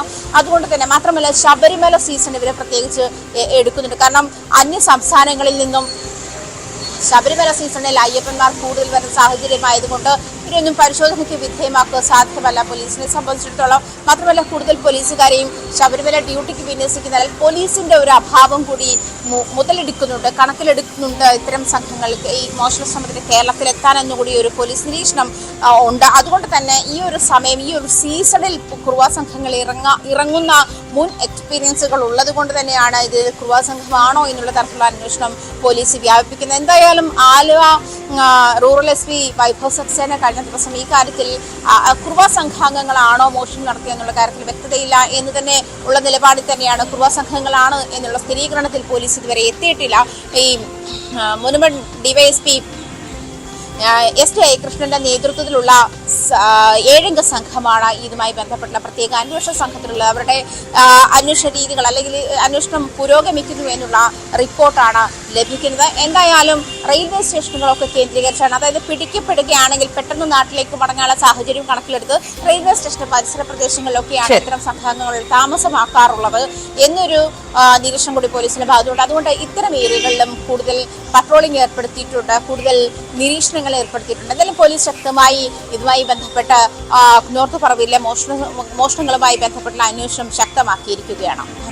ആജ്ഞ രവീന്ദ്രനാണ് വിവരങ്ങൾ നൽകിയത്. ഒപ്പം ശരണ്യ സ്നേഹിതരും കൂടി ചേരുന്നു. ശരണ്യ, ഈ ആലപ്പുഴയിൽ പിടിയിലായ സന്തോഷിനായി പോലീസ് ഇന്ന് കസ്റ്റഡി അപേക്ഷ നൽകുകയാണ്. സന്തോഷിനെ കസ്റ്റഡിയിൽ കിട്ടിയാൽ മാത്രമേ ഈ കേസിന്റെ കൂടുതൽ ചുരുളഴിയുകയുള്ളൂ. ഈ സന്തോഷിന് പിന്നിൽ ആരൊക്കെയുണ്ട് എന്ന് അന്വേഷണ സംഘത്തിന് കണ്ടെത്താൻ കഴിയുള്ളൂ. ഒപ്പം മറ്റ് വിവരങ്ങൾ കൂടി പോലീസിന് ലഭിക്കണമെങ്കിൽ കസ്റ്റഡിയിൽ ലഭിച്ചേ മതിയാകൂ.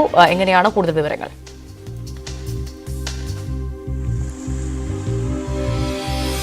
തീർച്ചയായിട്ടും സന്തോഷ് സാധാരണഗതിയിൽ കുറുവാ സംഘാംഗങ്ങളെ ചോദ്യം ചെയ്താൽ വളരെ ബുദ്ധിമുട്ടാണ് ഇവരിൽ നിന്ന് വിവരങ്ങൾ തേടുക. അതേ സമാനമായ രീതിയിൽ തന്നെയായിരുന്നു ഈ സന്തോഷിനെ ചോദ്യം ചെയ്ത ഘട്ടത്തിലും പോലീസ് നേരിടേണ്ടി വന്ന കാര്യങ്ങൾ. കാരണം എല്ലാ ചോദ്യങ്ങൾക്കും ചിരിച്ചുകൊണ്ട് നിൽക്കുന്നതല്ലാതെ മറുപടി പറയാനായി സന്തോഷ് കൂട്ടാക്കുന്നില്ല. വളരെ ശ്രമകരമായിരുന്നു ഇയാളിൽ നിന്ന് വിവരങ്ങൾ തേടുക. അപ്പം മാത്രമല്ല ഇയാളെ കസ്റ്റഡിയിൽ എടുത്തതിനു ശേഷം വളരെ കുറഞ്ഞ സമയം മാത്രമേ മണഞ്ചേരി പോലീസിന് ലഭ്യമായിട്ടുള്ളായിരുന്നു. അതുകൊണ്ട് തന്നെ ഇന്ന് കസ്റ്റഡി അപേക്ഷ കോടതിയിൽ ഫയൽ ചെയ്യുകയാണ്. അതിനുശേഷം ഇയാൾ കസ്റ്റഡിയിൽ കിട്ടിയ ശേഷമേ കൂടുതൽ വിവരങ്ങളിലേക്ക് പോലീസിന് എത്താൻ കഴിയൂ.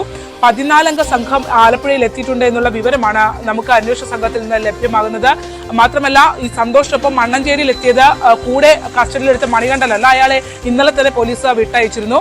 മറിച്ച് ഈ മറ്റൊരാൾ അവിടെ എത്തിയിട്ടുണ്ട് എന്നുള്ളതും അയാളെ സംബന്ധിച്ച് വ്യക്തമായ വിവരം ലഭ്യമായിട്ടുണ്ട് എന്നും അന്വേഷണ സംഘം പറയുന്നുണ്ട്. ഇയാളെ സംബന്ധിച്ച് കൂടുതൽ വിവരങ്ങൾക്കും ഇനി സന്തോഷിൽ നിന്ന് തന്നെ തേടേണ്ടതായുണ്ട്. ഒപ്പം തുറവൂരും തൂക്കുകുളത്തും അടക്കമുള്ള മേഖലകളിൽ എത്തിയവർ ആരാ എന്നതിനെ സംബന്ധിച്ചുമൊക്കെ വിശദാംശങ്ങൾ തേടേണ്ടതുണ്ട്. എല്ലാം പല സംഘങ്ങളാണ് എന്നുള്ള കണക്കുകൂട്ടലാണ് പോലീസ് മുന്നോട്ട് പോകുന്നത്. അതുകൊണ്ട് തന്നെ ആലപ്പുഴ കോടതിയിൽ കസ്റ്റഡി അപേക്ഷ നൽകും മണഞ്ചേരി പോലീസ്. ശരി, ശരണ്യ സ്നേഹജനാണ് വിവരങ്ങൾ നൽകിയത്. അന്യസംസ്ഥാന മോഷ്ടാക്കളുടെ കേരളത്തിലെ സാന്നിധ്യം വർദ്ധിക്കുന്നതായി പോലീസ് കണക്ക്. കഴിഞ്ഞ 4 വർഷത്തിനിടെ അന്യസംസ്ഥാനക്കാർ ഉൾപ്പെട്ട 1378 മോഷണങ്ങൾ സംസ്ഥാനത്ത് നടന്നു. ഇതിൽ 1325 സംഭവങ്ങളിലെയും പ്രതികളെ പിടികൂടാനായി. നിയമസഭയിൽ ആഭ്യന്തര വകുപ്പ് സമർപ്പിച്ച കണക്കനുസരിച്ച് ഓരോ വർഷവും ഇത്തരം സംഭവങ്ങൾ വർദ്ധിക്കുകയാണ്. 2021 192 കേസുകളിലായിരുന്നുവെങ്കിൽ 2023 ആയപ്പോഴേക്കും എണ്ണം 519 വർദ്ധിച്ചു. ഈ വർഷം സെപ്റ്റംബർ വരെ അന്യസംസ്ഥാനക്കാർ ഉൾപ്പെട്ട കേസുകളുടെ എണ്ണം 307 കേസുകളിൽ ഭൂരിഭാഗത്തിലും പ്രതികൾ തമിഴ്നാട് സ്വദേശികളാണെന്നും ക്രൈം റെക്കോർഡ്സ് ബ്യൂറോ വ്യക്തമാക്കുന്നുണ്ട്. അയ്യനെ കാണാൻ തിരക്കേറുന്നു.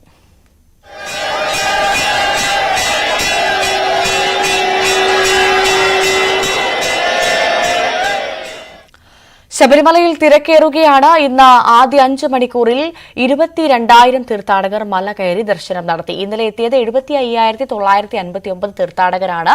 സ്പോട്ട് ബുക്കിംഗ് വഴി 5,710 പേരെത്തി. 1 മിനിറ്റിൽ 80ഓളം പേരെയാണ് 18ാം പടി കയറ്റിവിടുന്നത്. ഈ തീർത്ഥാടന കാലത്ത് ഏറ്റവും അധികം തിരക്ക് അനുഭവപ്പെട്ടത് ഇന്നലെയായിരുന്നു. ഇന്നലെ വരെ 2,46,543 തീർത്ഥാടകർ ദർശനം നടത്തി. സന്നിധാനത്ത് നിന്ന് സജീവ് സി വാര്യർ ചേരുന്നു. സജീവ, വിവരങ്ങൾ. ശബരിമലയിൽ തീർത്ഥാടകരുടെ എണ്ണത്തിൽ വർധനവുണ്ടാകുന്നു എന്നുള്ളതാണ് ഇപ്പോഴത്തെ അവസ്ഥ. രാവിലെ 20,000-ഓളം പേർ പമ്പയിൽ നിന്ന് കടന്നു വന്നു. അതോടൊപ്പം ഇന്നലെ തീർത്ഥാടനത്തിന് കഴിഞ്ഞ ദിവസങ്ങളിൽ ഏറ്റവും കൂടുതൽ ആളുകളാണ് 75,959 പേരാണ് ഇന്നലെ ദർശനം നടത്തി മടങ്ങിയത്.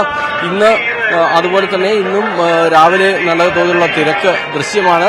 ഇപ്പോൾ നമ്മൾ ദൃശ്യങ്ങളിൽ കാണുന്നത് പോലെ തന്നെ നല്ല തോതിലുള്ള തിരക്കുണ്ട്.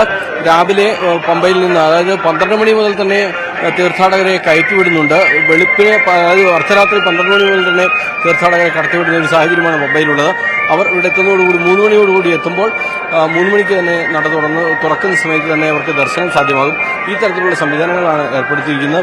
ഒപ്പം തന്നെ തീർത്ഥാടകരെ സംബന്ധിച്ചിടത്തോളം വഴിയിൽ ഭക്ഷണം, അതുപോലെ ചെറിയ ലഘുഭക്ഷണം, അതുപോലെ വെള്ളം, പാനീയം എല്ലാം ലഭിക്കും. ആ തരത്തിലുള്ള സംവിധാനങ്ങളുണ്ട്. അവർക്ക് വിശ്രമിക്കാനുള്ള സൗകര്യങ്ങളുണ്ട്. അതല്ല, അക്കാര്യങ്ങളിലെല്ലാം അവർ തൃപ്തരാണ് എന്നാണ് നമുക്ക് ഇപ്പോൾ അവരിൽ നിന്ന് ലഭിക്കുന്ന പ്രതികരണങ്ങളിൽ നിന്ന് വ്യക്തമാകുന്നത്. അതോടൊപ്പം ഇന്ന് ഉഷപൂജ കഴിഞ്ഞ് ഉള്ള തിരക്കാണ് ഇപ്പോൾ കാണുന്നത്. ഈ 12 മണിയോടുകൂടി കളഭം നടത്തുണ്ടാവും. അപ്പോൾ അതിനുശേഷം 1 മണിക്കാണ് നട അടയ്ക്കുന്നത്. 1 മണിക്ക് നട അടച്ചു കഴിഞ്ഞാൽ 2-3 മണിക്ക് വീണ്ടും നട തുറക്കും. 18 മണിക്കൂർ നീണ്ട ദർശനം ആണ് ഇപ്പോൾ സാധ്യമാക്കുന്നത്. ആ തരത്തിൽ സംവിധാനങ്ങൾ ഒരുക്കിയിട്ടുണ്ട്. ഈ സാഹചര്യത്തിൽ തീർത്ഥാടകർക്ക് കൂടുതൽ പേർക്ക് വരാനുള്ളൊരു സാഹചര്യമുണ്ട്. 80,000-ൽ പരം പേർക്ക് സ്വാഭാവികമായും ദർശനം നടത്തി മടങ്ങാവുന്ന ഒരു സാഹചര്യമാണ് ശബരിമലയിലുള്ളത്. എന്നാൽ കഴിഞ്ഞ ദിവസങ്ങളിൽ ഇന്നലെ 75,959 പേരാണ് ഇന്നലെ ദർശനം നടത്തിയത്. കൂടുതൽ പേർ ദർശനത്തിന് എത്തണം എന്നുള്ളതാണ്. കാരണം വരും ദിവസങ്ങളിൽ തിരക്കേറാൻ സാധ്യത, ഒരേപോലെ ആളുകൾക്ക് വന്ന് തൊഴുതു പോകാനുള്ളൊരു സാഹചര്യം ഉണ്ടാകണം. ഒരു സമയത്ത് തിരക്കേറുകയും ബാക്കി സമയത്ത് തിരക്ക് കുറയുകയും ചെയ്യുന്നത് ഈ തീർത്ഥാടന കാലത്ത് ബുദ്ധിമുട്ടുണ്ടാക്കും. അതുകൊണ്ട് പരമാവധി ആളുകൾ വന്ന് തൊഴുക തന്നെയാണ് വേണ്ടത്, ദർശനം നടത്തി മടങ്ങുക തന്നെയാണ് വേണ്ടത് എന്നാണ് ദേവസ്വം ബോർഡിന്റെ നിലപാട്. ആ തരത്തിലുള്ള സംവിധാനങ്ങളാണ് പോലീസും ഏർപ്പെടുത്തിയിരിക്കുന്നത്.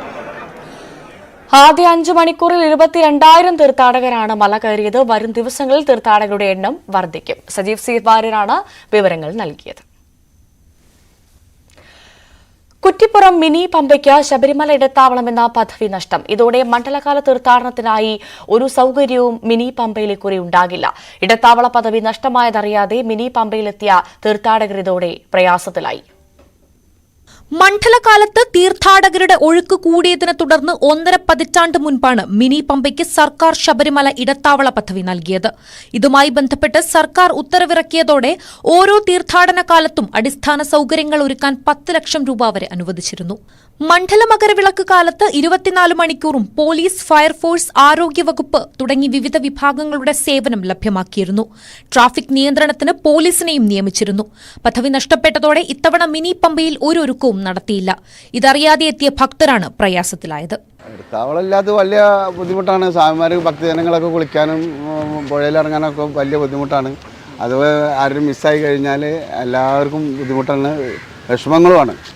ഇത്രയും നമുക്ക് പറയാനുള്ളൂ. കുളിക്കാനോ ഭക്ഷണം കഴിക്കാനോ മിനി പമ്പയിൽ സൌകര്യമില്ല. പുതിയ പാലത്തിലിരുന്നാണ് എല്ലാവരും ഭക്ഷണം കഴിക്കുന്നത്. കൂടാതെ പുഴയിൽ സുരക്ഷാ സംവിധാനങ്ങളും ഏർപ്പെടുത്തിയിട്ടില്ല. ഇത് അപകട സാധ്യതയും കൂട്ടുന്നു. We are coming here from past 10 years. Nowadays we are facing issues to, like, we are not able to making food in roadside. At least we are requesting we need to government need to provide temporary sheds for swamis, because we are coming from long states and we are not able to make a food in the roads, and water service also is not good. മുൻവർഷങ്ങളിൽ ഷവർബാത്ത്, ശുചിമുറി, കുളിക്കടവുകൾ എന്നിവ ഒരുക്കിയിരുന്നു. എന്നാൽ കോവിഡിന് ശേഷം mini പമ്പയെ അധികൃതർ അവഗണിക്കുകയായിരുന്നു. കഴിഞ്ഞ വർഷം തവനൂർ പഞ്ചായത്താണ് തീർത്ഥാടകർക്ക് വിരിവയ്ക്കാനുള്ള പന്തലൊരുക്കിയത്. ഇക്കുറി ഇതുമുണ്ടായിട്ടില്ല. മിനി പമ്പയിൽ ലക്ഷങ്ങൾ ചെലവിട്ട് ബ്ലോക്ക് പഞ്ചായത്ത് സ്ഥാപിച്ച വാട്ടർ MTM അടക്കം ഉപയോഗശൂന്യമായി. ന്യൂസ് 18 തിരൂർ. തൃശൂർ കുന്നംകുളം പാറമ്പോടത്ത് അയ്യപ്പ ഭക്തർ സഞ്ചരിച്ച മിനി ബസ് മറിഞ്ഞ് അപകടം. 2 പേർക്ക് പരിക്ക്. പുലർച്ചെ 5:30യോടുകൂടിയാണ് അപകടമുണ്ടായത്. കർണാടക സ്വദേശികൾ സഞ്ചരിച്ച വാഹനമാണ് മറിഞ്ഞത്. ബസ്സിൽ 20ഓളം പേരുണ്ടായിരുന്നു.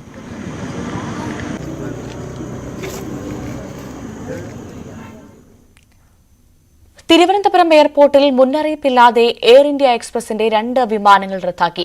ഇന്ന് രാവിലെ പുറപ്പെടേണ്ട തിരുവനന്തപുരം മസ്കറ്റ്, തിരുവനന്തപുരം ദോഹ ഫ്ലൈറ്റുകളാണ് റദ്ദാക്കിയത്. പകരം ടിക്കറ്റ് ലഭിക്കാതെ വന്നതോടെ യാത്രക്കാർ വിമാനത്താവളത്തിൽ പ്രതിഷേധിച്ചു. അവസാന നിമിഷം ഫ്ലൈറ്റ് റദ്ദാക്കിയത് യാത്രക്കാരെ പ്രതിസന്ധിയിലുമാക്കി. ഒരിടവേള കൂടി.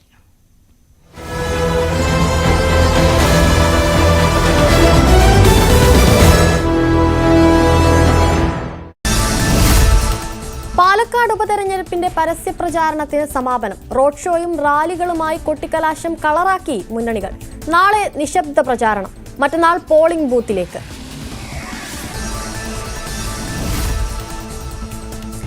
പാലക്കാട്ടെ വ്യാജ വോട്ട് വിവാദത്തിൽ LDF പ്രതിഷേധം. കളക്ടറേറ്റിലേക്ക് LDF മാർച്ച് നടത്തി. വ്യാജ വോട്ട് ചേർത്തവർക്കെതിരെ നടപടി വേണമെന്ന് ആവശ്യം. പാലക്കാട് മികച്ച ഭൂരിപക്ഷത്തിൽ ജയിക്കുമെന്ന് രാഹുൽ മാങ്കൂട്ടത്തിൽ. നേതാക്കൾ പാർട്ടിയിലേക്ക് വരുന്നത് ഓപ്പറേഷൻ ഹസ്ത എന്ന നിലയിലല്ല. BJP നേതാക്കൾ തെരഞ്ഞെടുപ്പ് കേന്ദ്രീകരിച്ചല്ല കോൺഗ്രസിലേക്ക് എത്തുന്നതെന്നും രാഹുൽ ന്യൂസ് 18നോട് പറഞ്ഞത്.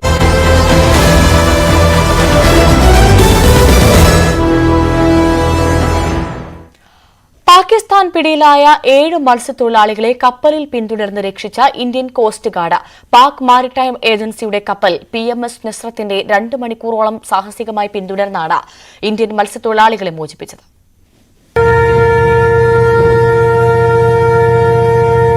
ഇന്ത്യ പാക് അതിർത്തിയിൽ നോൺ ഫിഷിംഗ് സോണിൽ നിന്നാണ് പാക് മാരിടൈം ഏജൻസി 7 ഇന്ത്യൻ മത്സ്യത്തൊഴിലാളികളെ ഞായറാഴ്ച പിടിച്ചത്. കാലഭൈരവെന്ന മത്സ്യബന്ധന ബോട്ടിലുള്ളവരെയാണ് പിടികൂടിയത്. മത്സ്യത്തൊഴിലാളികൾ സന്ദേശം നൽകിയതിനെ തുടർന്ന് ഇന്ത്യൻ കോസ്റ്റ് ഗാർഡ് അടിയന്തര രക്ഷാ നടപടികൾ ആരംഭിച്ചു. പാക് കപ്പലിനെ പിന്തുടർന്ന് പാക് അതിർത്തി കടക്കും മുമ്പ് കപ്പൽ തടഞ്ഞു നിർത്തി ഇന്ത്യൻ മത്സ്യത്തൊഴിലാളികളെ മോചിപ്പിച്ചു. ഇവർ സഞ്ചരിച്ചിരുന്ന കാലഭൈരവ ബോട്ട് മത്സ്യത്തൊഴിലാളികളെ പാകിസ്ഥാൻ കപ്പൽ പിടികൂടുന്നതിനിടയിൽ കടലിൽ മുങ്ങിപ്പോയി. ഗുജറാത്തിലെ ഓഖ തുറമുഖത്തെത്തിച്ച മത്സ്യത്തൊഴിലാളികളെല്ലാവരും ആരോഗ്യവാന്മാരാണ്. ഇവരെ കോസ്റ്റ് ഗാർഡ് പോലീസിനു കൈമാറി. National desk, news 18. വാഹന നികുതി വെട്ടിപ്പ് കേസിൽ നടനും കേന്ദ്ര സഹമന്ത്രിയുമായ സുരേഷ് ഗോപി നൽകിയ വിടുതൽ ഹർജി ഹൈക്കോടതി ഇന്ന് പരിഗണിക്കും. കേസ് റദ്ദാക്കണമെന്നാവശ്യപ്പെട്ട് നൽകിയ ഹർജിയും പരിഗണിക്കും. Justice C. ജയചന്ദ്രൻ അധ്യക്ഷനായ സിംഗിൾ ബെഞ്ചാണ് ഹർജി പരിഗണിക്കുന്നത്. പുതുച്ചേരി വാഹനം രജിസ്റ്റർ ചെയ്ത് കേരളത്തിൽ ഓടിച്ച് സംസ്ഥാനത്തിന് നികുതി നഷ്ടമുണ്ടാക്കിയെന്നാണ് കേസ്. പുതുച്ചേരിയിൽ വ്യാജവിലാസത്തിൽ വാഹനം രജിസ്റ്റർ ചെയ്തുവെന്നാണ് പോലീസിന്റെ മറ്റൊരാക്ഷേപം. കേസിലെ വിചാരണ നടപടികളിൽ ഹാജരാകുന്നതിൽ സുരേഷ് ഗോപിക്ക് ഇളവുണ്ട്. കേസിലെ വിചാരണയിൽ നിന്ന് ഒഴിവാക്കണമെന്നാവശ്യപ്പെട്ട് സുരേഷ് ഗോപി നൽകിയ വിടുതൽ ഹർജി എറണാകുളം ACJM കോടതി തള്ളിയിരുന്നു. കർണാടകയിലെ ഉടുപ്പിയിൽ പ്രമുഖ മാവോയിസ്റ്റ് നേതാവ് വിക്രം ഗൌഡ അടക്കം 2 പേരെ വധിച്ചു. ഉടുപ്പി ഹൈബ്രി വനമേഖലയിൽ ഇന്നലെ രാത്രിയായിരുന്നു ഏറ്റുമുട്ടൽ. ആന്റി നക്സൽ സ്ക്വാഡുമായുള്ള ഏറ്റുമുട്ടലിലായിരുന്നു കൊല്ലപ്പെട്ടത്. KV ബൈജു ചേരുന്ന വിവരങ്ങളുമായി. ബൈജു, വിശദാംശങ്ങൾ.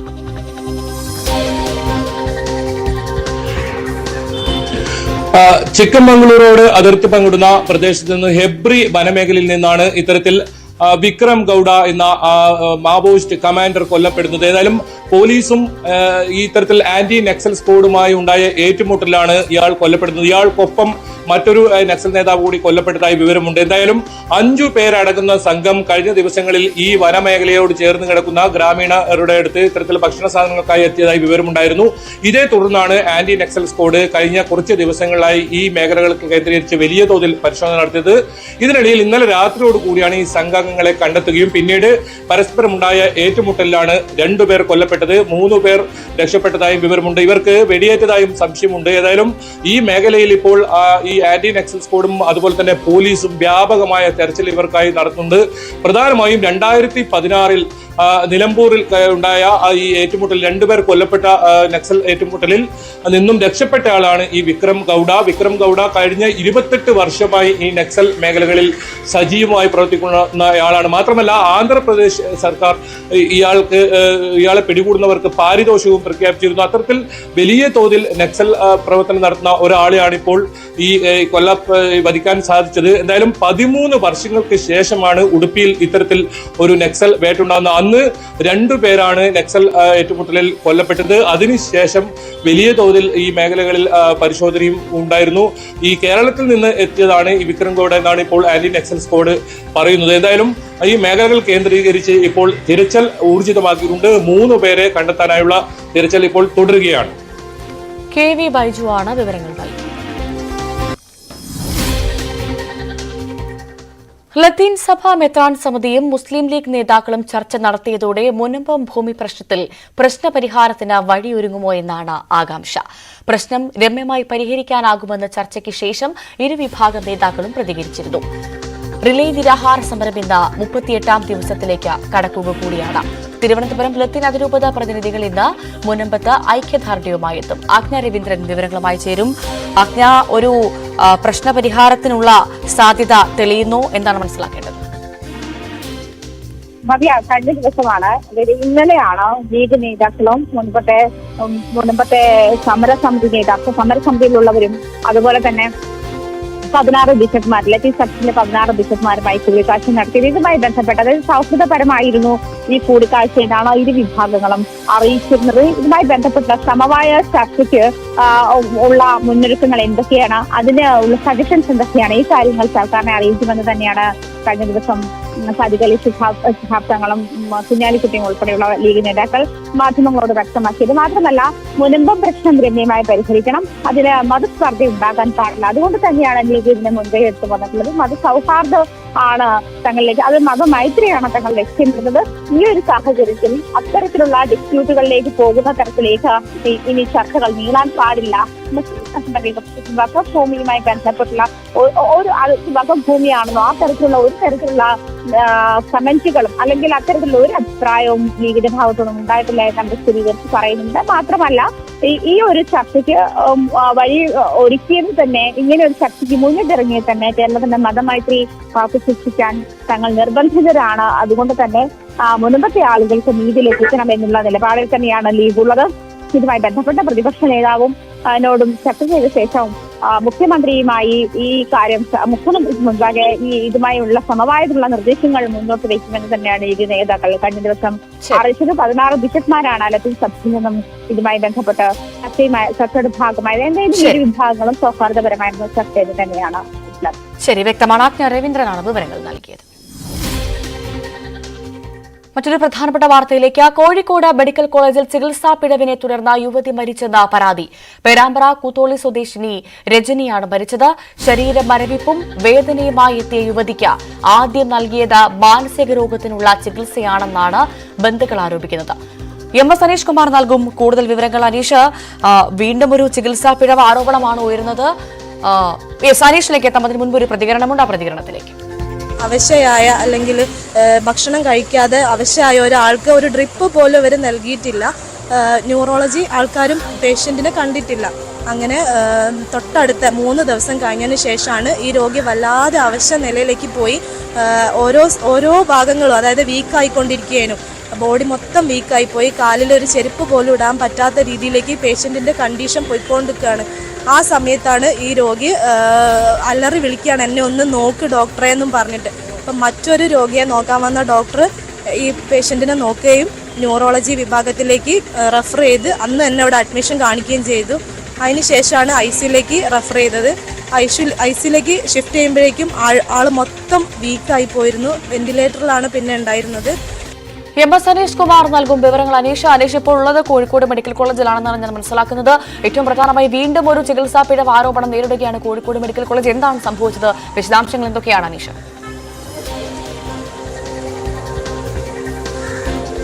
കഴിഞ്ഞ ഏതാനും മാസങ്ങൾക്കുള്ളിൽ നിരവധി തവണയാണ് ഇത്തരത്തിലെ ചികിത്സാ പിഴവുമായി ബന്ധപ്പെട്ട കാര്യങ്ങൾ നമുക്ക് തന്നെ കോഴിക്കോട് മെഡിക്കൽ കോളേജ് ആശുപത്രിയിൽ നിന്ന് റിപ്പോർട്ട് ചെയ്യേണ്ടി വന്നത്. ഏറ്റവും ഒടുവിൽ 3 കുട്ടികളുടെ അമ്മയായ 39 വയസ്സുകാരിക്ക് ജീവൻ നഷ്ടമായിരിക്കുന്നു എന്നതാണ് നമുക്ക് ഏറ്റവും ഒടുവിൽ ഇവിടെ നിന്നും നൽകാൻ കഴിയുന്ന വിവരം. കുടുംബം ആരോപിക്കുന്നത് കൃത്യമായ ചികിത്സാ പിഴവാണ് ഈ മരണത്തിലേക്ക് നയിച്ചത് എന്നാണ്. ഈ ശരീരത്തിലെ മരവിപ്പും വേദനയുമായാണ് ഈ രജനി ആദ്യം കോഴിക്കോട് മെഡിക്കൽ കോളേജ് ആശുപത്രിയിൽ ചികിത്സയിൽ പ്രവേശിപ്പിക്കപ്പെട്ടത്. എന്നാൽ ഈ ശാരീരികമായ അസുഖങ്ങൾക്കുള്ള ചികിത്സയ്ക്ക് പകരം മാനസിക രോഗത്തിനുള്ള ചികിത്സയാണ് നൽകിയത് എന്നാണ് ബന്ധുക്കൾ പറയുന്നത്. ആശുപത്രിയിൽ എത്തിയപ്പോൾ തന്നെ നവംബർ 4-നാണ് ആദ്യം ആശുപത്രി കാഷ്വാലിറ്റിയിൽ രജനി ചികിത്സ തേടിയത്. അന്ന് ഈ ചെറിയ ചില മരുന്നുകൾ നൽകി പറഞ്ഞയക്കുകയായിരുന്നു. പക്ഷേ വീട്ടിലെത്തിയപ്പോഴേക്കും ആരോഗ്യസ്ഥിതി അങ്ങേയറ്റം ബുദ്ധിമുട്ടാവുന്ന ഒരു സാഹചര്യമുണ്ടായി. കൈകാൽ മരവിപ്പ് കൂടുകയും ശരീരമാസകലം തളർന്നു പോകുന്ന രീതിയിലും മറ്റുമൊക്കെ അനുഭവപ്പെടുകയും ചെയ്തു. അതിനുശേഷം വീണ്ടും ആശുപത്രിയിൽ പ്രവേശിപ്പിക്കപ്പെടുന്ന ഒരു സാഹചര്യമുണ്ടായി. പക്ഷേ അപ്പോഴും കാര്യമായ ഒരു ചികിത്സ നൽകിയില്ല. ഓരോ വിഭാഗങ്ങളിൽ കയറി ഇറങ്ങി നടക്കേണ്ട ഒരു സാഹചര്യത്തിലേക്ക് കാര്യങ്ങൾ നീങ്ങി. ഓർത്തോ വിഭാഗത്തിലേക്കും ജനറൽ മെഡിസിനിലേക്കുമൊക്കെ മാറി മാറി കൊണ്ടുപോകുന്ന ഒരു സാഹചര്യം ഉണ്ടാവുകയാണ് ചെയ്തത്. അവിടെ അപ്പോൾ ഈ ജനറൽ മെഡിസിനിൽ എത്തിച്ചപ്പോൾ സമീപത്തുള്ള ഒരു രോഗിയെ ചികിത്സിച്ചിരുന്ന ഡോക്ടർ യാദൃശ്ചികമായി ഈ രജനിയെ വീണ്ടും കാണാൻ ഇടവരികയും അവിടെ നിന്നും പരിശോധന നടത്തിയപ്പോഴാണ് ഗുരുതരമായ ചില പ്രശ്നങ്ങളുണ്ടെന്ന് കണ്ടെത്തുകയും ചെയ്ത് പിന്നീട് വളരെ പെട്ടെന്ന് തന്നെ കാഷ്വാലിറ്റിയിലേക്ക് പ്രവേശിപ്പിക്കുകയും അവിടെ നിന്നും ക്രിട്ടിക്കൽ കെയർ യൂണിറ്റിലേക്ക്, അതായത് അതിതീവ്ര വിഭാഗത്തിലേക്ക് മാറ്റുകയും പിന്നെ വെന്റിലേറ്റർ സഹായത്തോടുകൂടിയാണ് അവർ ജീവിക്കുകയും ചെയ്ത്. അതീവ ഗുരുതരമായ ഗില്ലൻ ബാരി സിൻഡ്രോം എന്ന രോഗമായിരുന്നു രജനിക്കുണ്ടായിരുന്നതെന്ന് പിന്നീട് കണ്ടെത്തുകയും ചെയ്തു. പക്ഷേ ഈ രോഗം സമയോചിതമായി കണ്ടെത്തുന്നതിനോ അല്ലെങ്കിൽ കൃത്യമായൊരു ചികിത്സ നൽകുന്നതിനോ കഴിയാതെ വന്നതാണ് ഇത്തരമൊരു ദുരവസ്ഥയ്ക്ക് കാരണമായത് എന്നാണ് കുടുംബം ആരോപിക്കുന്നത്. ഒപ്പം ഈ ആശുപത്രി ICUവിൽ പ്രവേശിപ്പിച്ച ശേഷം രജനിക്ക് ന്യൂമോണിയ ബാധിച്ചു എന്നും പറയുന്നു. തികച്ചും വൃത്തിഹീനമായ അല്ലെങ്കിൽ അണുബാധ ഒഴിവാക്കാനുള്ള സൗകര്യങ്ങളില്ലാത്ത രീതിയിലാണ് ഈ ICUവിൻ്റെ പ്രവർത്തനം നടക്കുന്നതെന്നും ഈ കൂട്ടിരിപ്പുകാർ പറയുന്നു. കാരണം 6-7 പേരൊക്കെയാണ് സഹായത്തിനായി ICUവിലേക്ക് വിളിക്കുക. അവിടെ പ്രാഥമിക കൃത്യങ്ങൾ നിർവഹിക്കുന്നതിനും മറ്റു കാര്യങ്ങൾക്കുമായൊക്കെ ഈ പുറത്തുനിന്നുള്ള ആളുകളാണ് പലപ്പോഴും അകത്തേക്ക് പ്രവേശിക്കുന്നത്. അത്തരത്തിൽ അണുബാധ വർദ്ധിക്കാനുള്ള എല്ലാ സാഹചര്യങ്ങളും ICUവിൽ ഉണ്ടെന്ന് കുടുംബം ആരോപിക്കുന്നു. എന്തായാലും 2-3 കാര്യങ്ങളാണ് കുടുംബം പ്രധാനമായി ചൂണ്ടിക്കാട്ടുന്നത്. ഒന്ന്, ആദ്യം തന്നെ ആശുപത്രിയിൽ ശരീരവേദനയും മരവിപ്പുമായി ചികിത്സ തേടിയെത്തിയെങ്കിലും കൃത്യമായ ഒരു ആരോഗ്യ രോഗനിർണയമോ അല്ലെങ്കിൽ ചികിത്സയോ നൽകാതെ വീട്ടിലേക്ക് പറഞ്ഞയക്കുന്നു. അതിനുശേഷം രണ്ടാമത് എത്തിയപ്പോഴും കൃത്യമായ ഒരു ചികിത്സ നൽകാൻ കഴിയാതെ വരിക, ഒപ്പം അസുഖം എന്താണ് ഉള്ളതെന്ന് കണ്ടെത്താൻ കഴിയാതെ വരുന്ന ഒരു സാഹചര്യം ഉണ്ടാവുക, ഓരോ വിഭാഗങ്ങളിൽ മാറി മാറി പ്രവേശിപ്പിക്കപ്പെടേണ്ട സാഹചര്യം അനീഷ്, തീർച്ചയായും നോക്കൂ, ഇവിടെ ഈ ബന്ധുക്കൾ ആരോപിക്കുന്നത് ഒന്നിങ്ങനെയാണ്. ആദ്യമായി എത്തിയ യുവതിക്ക് മാനസിക രോഗത്തിനുള്ള ചികിത്സയാണ് നൽകിയത്. അതായത് ഈ മറ്റെന്താണ് അസുഖമെന്ന് നോക്കാതെ ശരീരമരവിപ്പും വേദനയുമായി എത്തിയപ്പോൾ നൽകിയത് മാനസിക രോഗത്തിനുള്ള ചികിത്സയാണെന്ന് പറയുന്നു. അത് എത്രമാത്രം വസ്തുതയുണ്ട് അക്കാര്യത്തിൽ? എന്താണ് ഡോക്ടർമാർ പറയുന്നത് ഈ മരണവുമായി ബന്ധപ്പെട്ട്?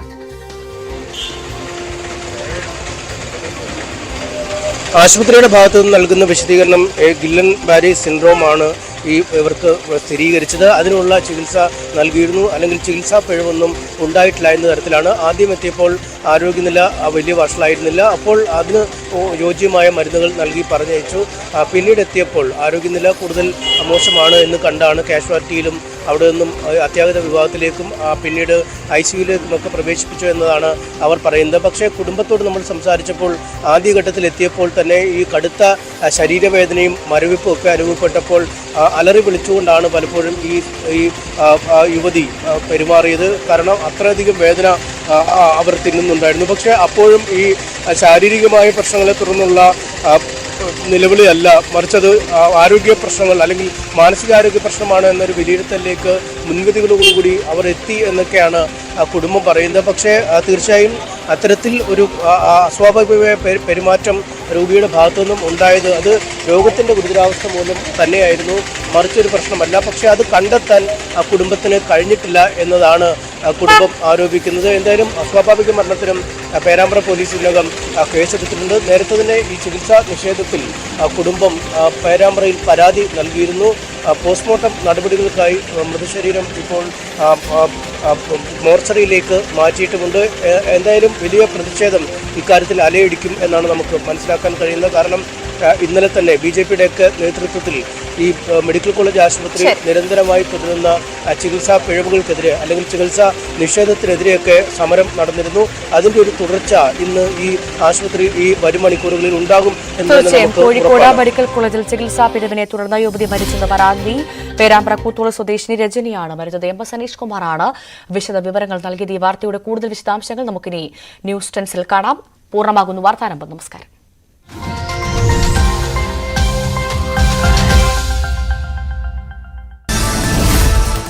പാലക്കാട് ഉപതെരഞ്ഞെടുപ്പിന്റെ പരസ്യ പ്രചാരണത്തിന് സമാപനം. റോഡ് ഷോയും റാലികളുമായി കൊട്ടിക്കലാശം കളറാക്കി മുന്നണികൾ. നാളെ നിശബ്ദ പ്രചാരണം, മറ്റന്നാൾ പോളിംഗ് ബൂത്തിലേക്ക്.